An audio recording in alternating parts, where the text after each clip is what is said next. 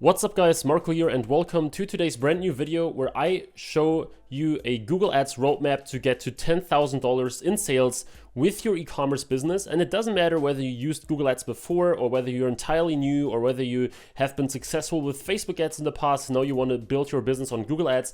This is like my 2019 roadmap or one of them to get like solid results with Google Ads. And I know that if you follow me around, you probably noticed that I had like one or two videos that were almost exactly the same as this one here from the title. But the point is that, of course, I will adapt those videos. And now that it's, early 2019, there are some new insights and stuff like that. I just wanted to give you that general overview here so that you know how to really take your business to the next level with Google Ads. So yeah, I hope that you will get some value out of it here today. Let me know in the comments what your biggest issue with Google Ads currently is, what makes you unable to currently hit those $10,000 in sales. And don't forget to like this video if you enjoyed and get some value out of it. So the first thing that we always have to check when we talk about Google Ads, of course, is products. So which are the products that you actually want to test and want to like sell with Google, right? So product selection is the first thing. And what I can say here is that you generally should aim to advertise 15 to 50 products on Google. So I know that some time ago I was always talking about like 10 to 20, but I actually found out that if you increase that number to like 50 products, and of course it depends on how many you have in your store, then it's typically a little easier to find a winner because many of them won't get any impressions at all anyway.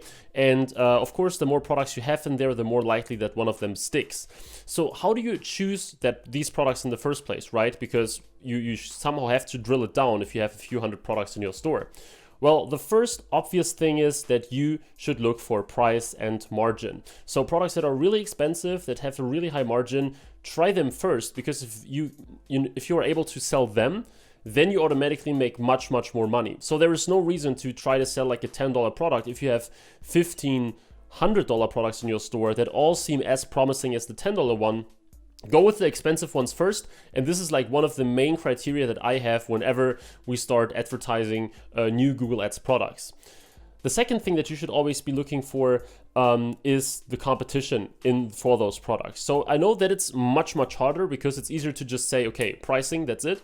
Competition is much more in-depth. So it means that you are looking on Google Shopping, what are other businesses selling their products for? What are their title and description like? What keywords are they trying to target? Using the keyword planner to find out the search volume of several products, the like top of page bits and absolute top bits. Also, like how well optimized are other people's landing pages. The better they are, if they do a good job with everything, chances are that it's quite hard for you to step into that market, especially if they are all selling it for like 20 bucks and you currently list that product for like 30 in your store. So look for some sort of advantage here, whether it's you having a better price, which is kind of unlikely, but you just being able to create a way better shopping ad or search ad, or whether you have a store that seems like it may convert a little bit better. So of course you cannot always be 100% sure here because you don't know their numbers, but by looking at these stats and their ads and their landing pages, you can already kind of estimate whether you will be able to outperform them. And the third point, and this is only like valid if you have a business that previously ran on Facebook, for example, is that you use past performance. So if you were able to sell a product 1,000 times on Facebook or Instagram or whatever, chances are that this may eventually do well on Google too. So in this case, use the products that worked for you in the past, test them first because these are probably your lowest hanging fruits, and try whether you can get the sales volume on Google too. As I said, if you didn't sell anything in the past, this doesn't work out logically, but if you were able to do so, then this should be your first, basically your first try when it comes to these things.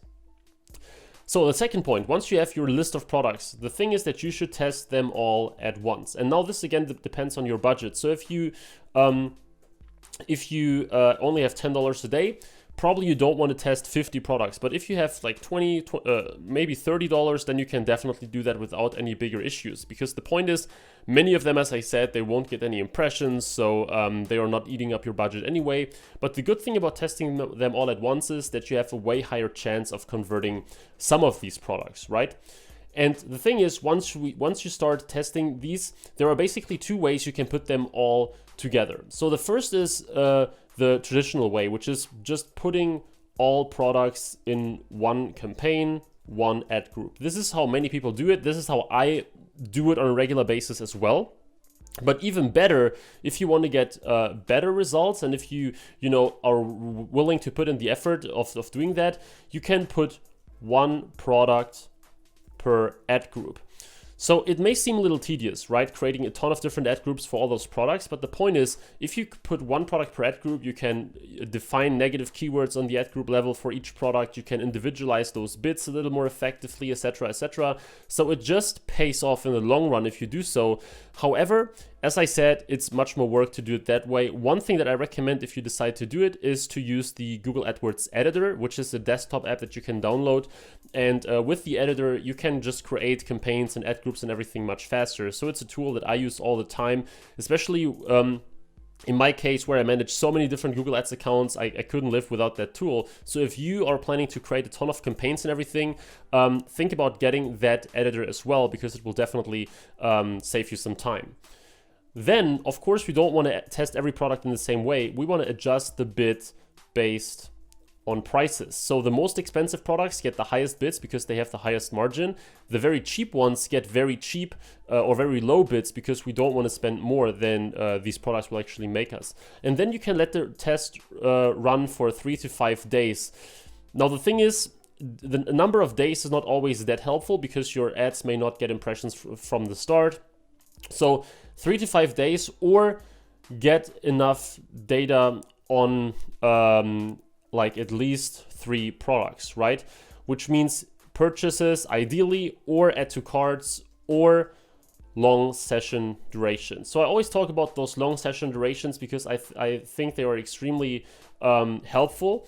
If you get long session durations, which means people spend like 1 minute 30 on your page after visiting or coming from one shopping ad, this means that they are quite interested and that your website has the potential to convert them.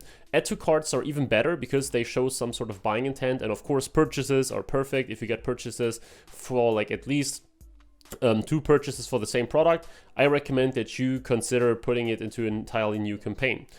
And this is already step number 3. So you isolate promising products in this 3rd step. Promising products, as I said, 2 sales or a ton of add to carts, but you were just not able to convert them yet. For add to carts, I don't have a specific number, so you have to check on your end. But if you get like 10 add to carts or something, but just no sale yet, chances are that you are onto something and you have to tweak your page a little bit more, but it may still be a promising product.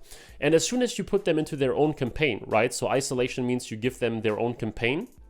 You can then run them, for example, on a $10 per day plus budget.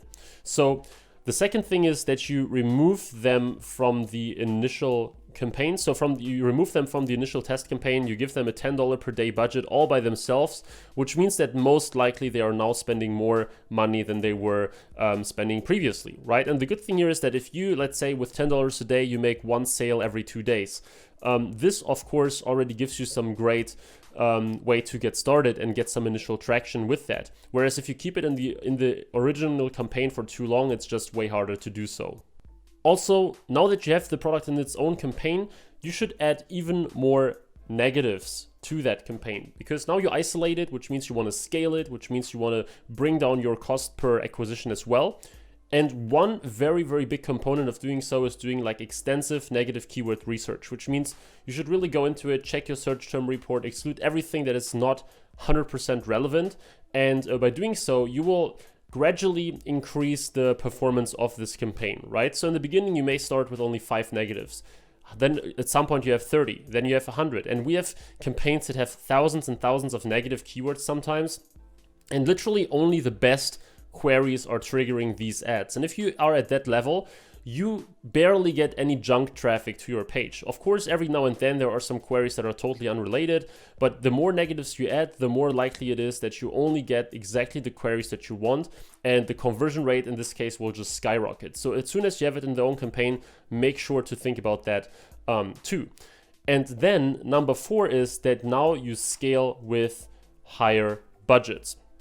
So as soon as this one product that was promising, right, it got some sales, you put it into its own campaign. As soon as this starts getting more traction, which means getting more sales and kind of validating itself, you scale with higher budgets. So I wouldn't recommend that you go from like 10 to 100. I would go a little bit slower, like 10 to 20, then 20 to like 30 or 40, 40 to 70 or 60. The point is, rather scale a little more carefully and profitably than just going from 20 to 100 and risking that you get a ton of bad traffic in the process, right? So scale by increasing your budgets. At some point, or ideally in the beginning, ideally you can reduce your CPC bid. Because when you improve the quality of your ads and when you add negatives and all that kind of stuff, chances are that your click-through rate will increase, which means you don't need to bid as much to get clicks and impressions. So you can reduce your CPC bid if you improve your quality. But then at some point, of course, there is the point where you cannot reduce your CPC bid anymore. In fact, you have to increase it. So later, increase CPC bid to get more volume. Because think about it, normally, if you cannot spend your daily budget, let's say your daily budget is $100, right? And you only spend $50 of it per day. Chances are that, there are many reasons for that. Probably you just don't have enough search volume for this product, etc. But also very common is that your bid is too low. So you get all those cheap clicks already. And in order to fully spend your $100 per day, you need to bid more than that, which means your overall cost will increase. But that's the thing. When you scale, almost always your conversions will get more expensive. But you make up for that, of course, by the sheer volume of it. So this is the fourth and last step, that as soon as you have a product that is doing well, you isolated it, you keep adding negatives, you keep improving it, then you start really scaling it to the point where it can make up for all the other losses and much more, of course. So for this campaigns, we're typically looking at like 3x ROAS, 4x ROAS, more than that. Normally, if you keep the campaign running for a while, the ROAS improves and improves until the point where you really want to scale, then it normally drops again. But these campaigns then make up for all the other losses and much more. And this is usually the best way to, in a nutshell, get to those $10,000 in sales by sticking to that process very specifically.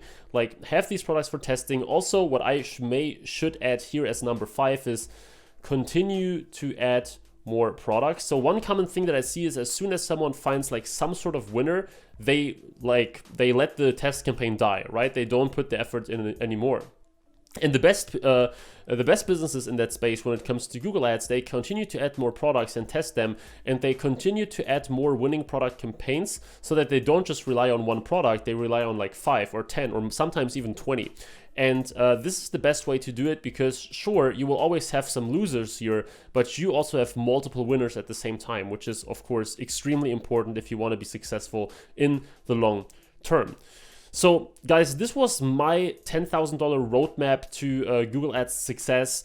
I hope that it was valuable for you. I know that, we skipped through a lot of things in just 5 steps, but this is exactly what I wanted to bring across in this video. I didn't want to give you like the step-by-step for every single detail, but rather show you what you have to do, because I see so many people being completely confused when it comes to these things, like what to do first, what to do then. How do I actually test? And there are many, many ways you can do that. As always, if you really want to know the methods of actual testing, the way I do that, the way I assign my bids for maximum growth, the way I look at competitors and the way the same techniques and strategies worked for hundreds of others already, make sure to check out the eCom PPC Academy in the description if you want to learn all those things and more to build your profitable Google e-commerce business on Google Ads. And also, as I said, let me know in the comments what you're struggling with most. Leave a like if you enjoyed this and subscribe to this channel for more killer e-commerce and Google Ads content to take your business to the next level. So I hope that this was valuable, as I said, and I'm looking forward to see you in the next video again, guys. Bye-bye.